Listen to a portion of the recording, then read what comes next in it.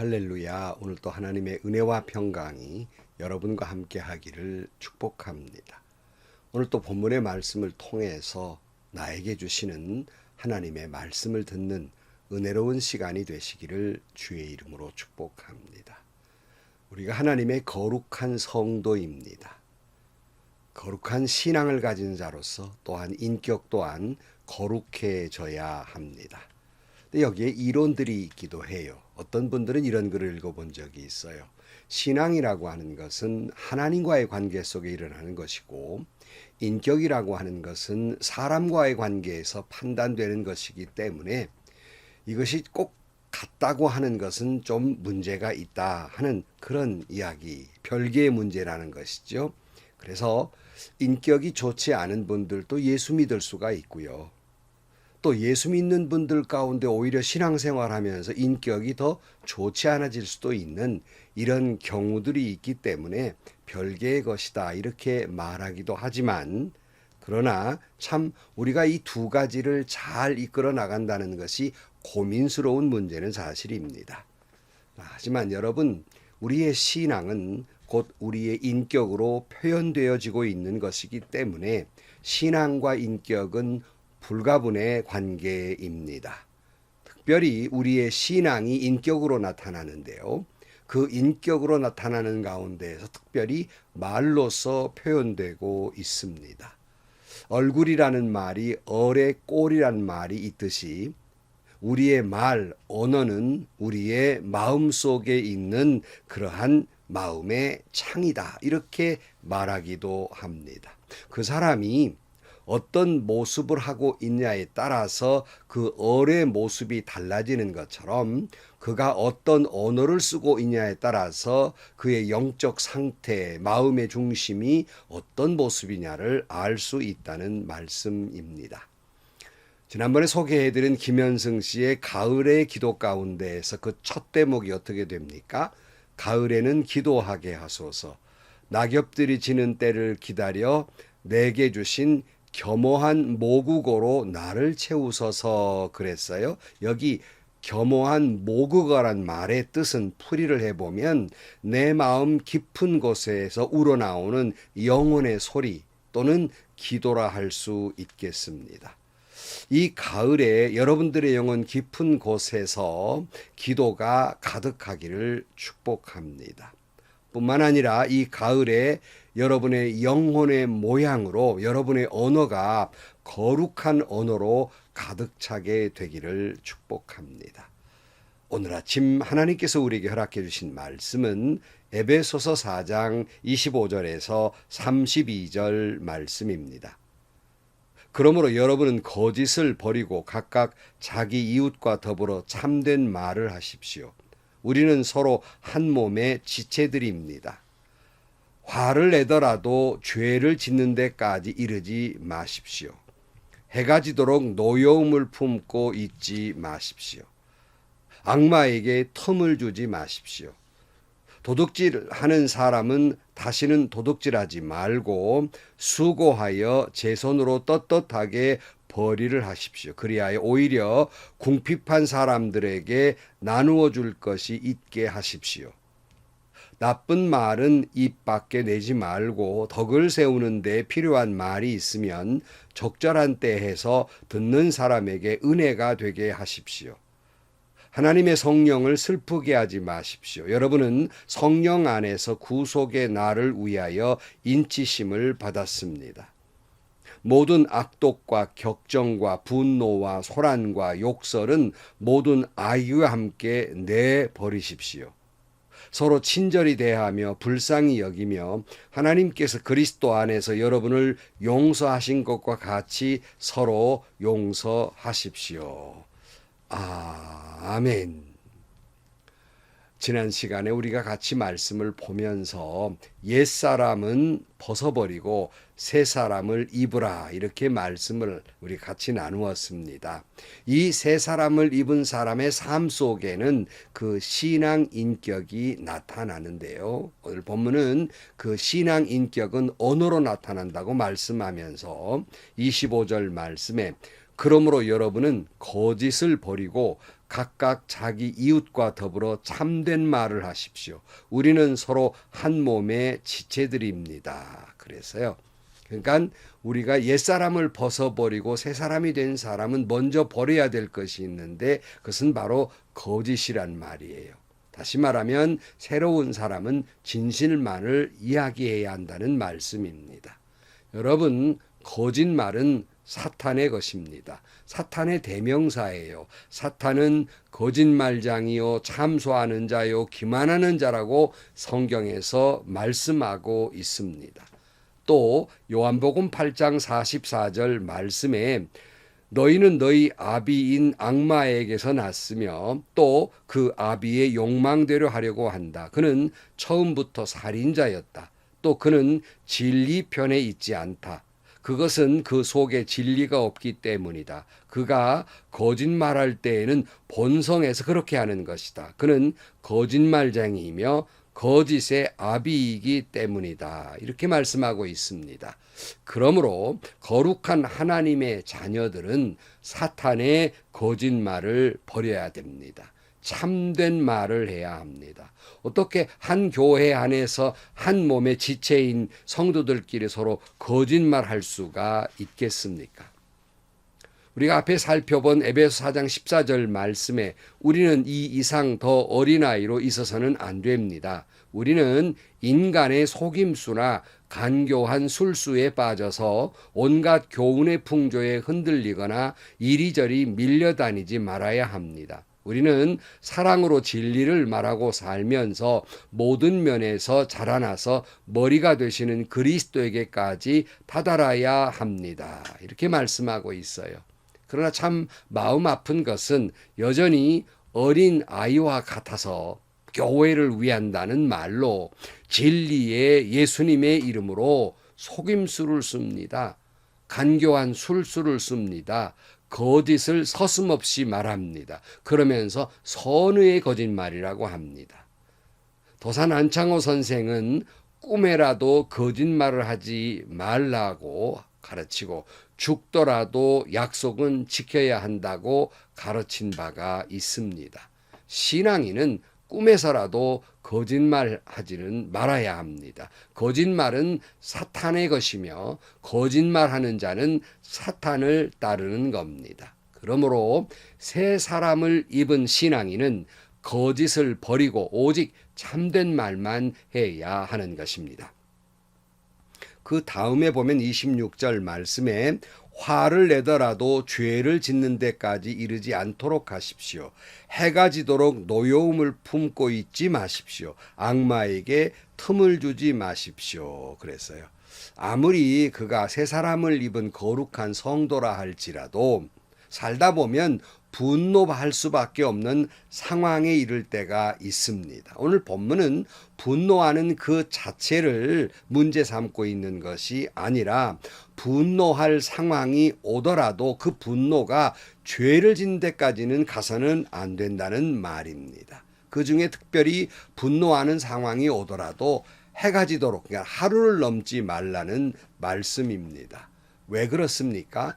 내가 자꾸 이렇게 하루가 지나도록 분노하는 화를 내고 있으면 그것이 불덩이처럼 내 마음속에 있으면 내 신앙을 파괴합니다. 내 인격을 파괴합니다. 그리고 더 나아가서 사탄에게 기회를 주어서 나로 하여금 죄를 짓게 만드는 원인이 된다는 말씀입니다. 왜 그런 말이 있잖아요. 새가 날아가면서 내 머리에 똥을 싸는 거에 어떻게 막겠습니까? 하지만 내 머리에 둥지를 틀게 해서는 안 되는 것이에요. 순간적으로 화가 나는 마음이야. 그건 뉘라서 없겠습니까? 그 지나가는 마음이어야지. 그 분노가 내 마음을, 내 신앙을, 내 삶을, 내 인격을 지배하게 되면 나중에는 죄를 짓게 된다는 말씀입니다. 그러니까 계속 내가 화를 지금 내고 있다는 것은 하루가 지나면 그때부터는 내 신앙과 인격을 하나님의 말씀과 성령이 지배하고 있는 것이 아니라 사탄이 지배하게 되고 그 분노하는 순간에는 이 사탄의 죄에 끌려다닐 수밖에 없게 된다는 말씀입니다. 제가 종종 그런 말씀을 드리잖아요. 사탄의 얼굴을 보고 싶습니까? 그 얼굴은 당신이 극도로 화가 났을 때 거울을 보시면 거울에서 사탄의 얼굴이 보일 겁니다. 이렇게 말씀을 하곤 합니다. 그래서 아무리 그것이 거룩한 분노라 할지라도 하루를 넘겨서는 안 된다는 말이에요. 사탄은 교묘해서 우리 신앙인들이 가지고 있는 거룩한 그러한 분노를 죄를 짓는 데에 이용해 먹고 있다는 말씀입니다. 그래서 잘 들으십시오. 이런 사탄의 괴계가 거룩한 분노를 사탄이 계속 분노하게 만들어서 죄를 짓게 하는 것이 당회에 있고 노회에 있고 총회에서 일어나는 비일비재한 일이라는 사실입니다. 야고보서는 이렇게 권면하고 있습니다. 야고보서 1장 19절 말씀에 사랑하는 형제 자매 여러분은 이것을 알아두십시오. 누구든지 듣기는 빨리 하고 말하기는 더디하고 노하기도 더디하십시오. 노하는 사람은 하나님의 의를 이루지 못하기 때문입니다. 그랬어요. 분노를 계속하는 사람은 아무리 그 의도가 거룩한 분노이고 교회를 위한 분노라 할지라도 그 분노는 단 하나도 하나님의 의를 이루지 못한다는 말씀입니다. 그러므로 사랑으로 의를 이루어야 하고 용서로 분노를 극복해 나가야 하는 것입니다. 그러니까 누구의 잘못된 일이 발견되거든 미움으로 정죄할 것이 아니라 분노할 것이 아니라 사랑으로 권면할 일이에요. 용서할 일이라는 말씀입니다. 선으로 악을 이겨야 한다는 말씀이에요. 온유한 자가 복을 받습니다. 온유한 자가 땅을 차지합니다. 온유한 자가 최후 승리를 하게 될 것입니다. 28절 도둑질하는 사람은 다시는 도둑질하지 말고 수고하여 제 손으로 떳떳하게 벌이를 하십시오. 그리하여 오히려 궁핍한 사람들에게 나누어 줄 것이 있게 하십시오. 그랬어요. 그러니까 거룩한 새 사람을 입은 사람은 나누어 줄 줄 아는 사람이란 말이에요. 도둑질해서는 안 된다는 것이죠. 근데 이 도둑질이 여러분 꼭 물질만이 아닙니다.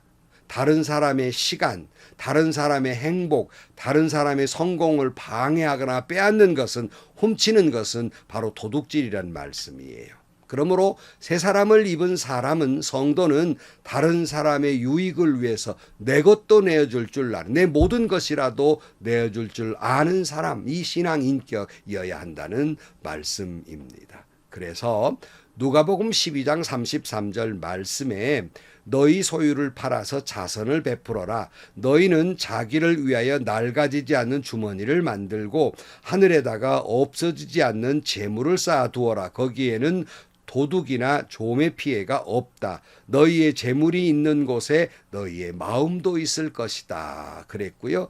잠언 19장 17절 말씀에 가난한 사람에게 은혜를 베푸는 것은 주님께 꾸어드리는 것이니 주님께서 그 선행을 넉넉하게 갚아주신다. 이렇게 말씀하고 있습니다. 참 불행한 것은 우리나라의 그 부자들은 예를 들어서 99원 가진 부자들이 1원 가진 가난한 사람의 것을 빼앗아서 자기의 목표 100원을 만들려고 합니다. 여러분, 우리 신앙인들은 그렇게 살아서는 안 돼요. 내가 가지고 있는 99원이 있습니까? 그 99원은 1원밖에 갖지 못한 가난한 사람들의 몫이 거기에 들어있기 때문에 그것을 베풀며 살아야 한다는 말씀입니다. 또 하나님은 그렇게 베풀 때 하나님이 꾸어 가신 것처럼 생각하고 갚아준다고 말씀하고 있습니다. 요한 웨슬레가 그 유명한 말을 했잖아요. 나는 주머니가 회개하지 않는 사람은 진정한 회개로 인정하지 않는다. 이렇게 말했습니다. 여러분의 주머니는 회개했습니까? 29절 나쁜 말은 입 밖에 내지 말고 덕을 세우는 데 필요한 말이 있으면 적절한 때에 해서 듣는 사람에게 은혜가 되게 하십시오. 이렇게 말씀해요. 나쁜 말은 입 밖에도 나지 말아야 돼요. 덕스럽지 못한 말은 입 밖에도 내지 말아야 됩니다.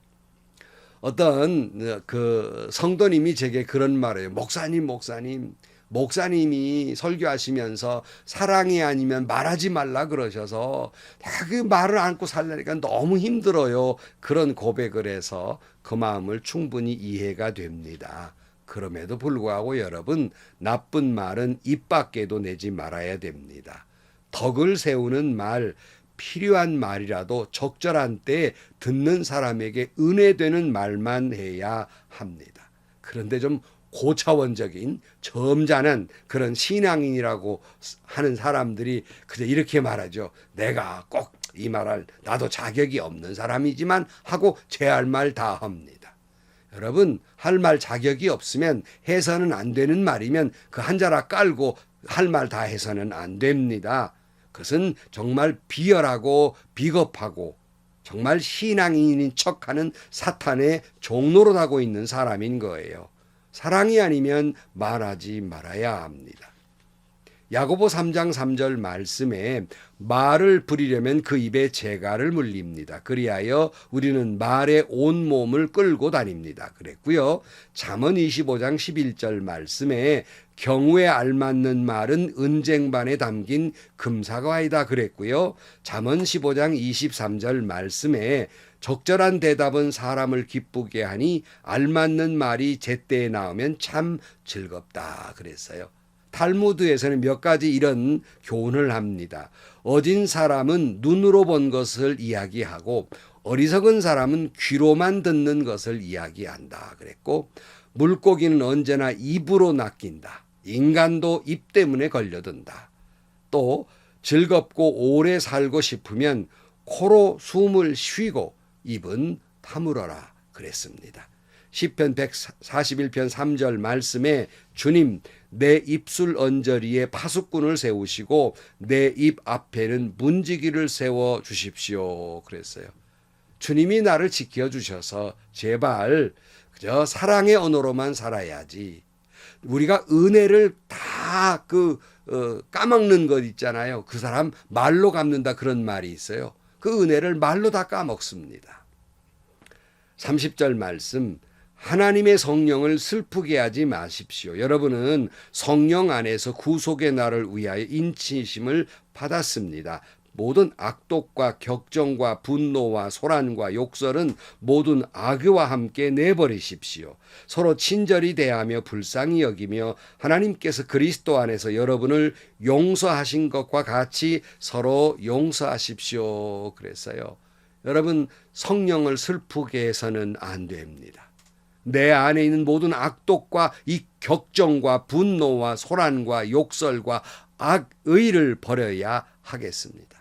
우리 서로 친절히 대하고 서로 불쌍히 여길 줄 알고 나 같은 죄인을 용서하신 주님과 같이 나도 용서하며 살아야 하겠습니다. 진정으로 옛사람을 벗어버리고 새사람을 입은 사람은 그 인격이, 그 신앙 인격이 달라집니다. 그 신앙 인격이 달라지는 것은 말에서 나타납니다. 거짓을 버리고 참된 말을 해야 합니다. 사랑의 언어가 아니면 말하지 말아야 됩니다. 예수님을 닮은 무한대 용서하며 살아야 하는 것입니다. 기도하시겠습니다. 하나님 아버지, 우리의 신앙이 인격으로 이어지지 못하고 신앙 따로 인격 따로인 삶을 살아온 저희들을 용서하여 주옵소서.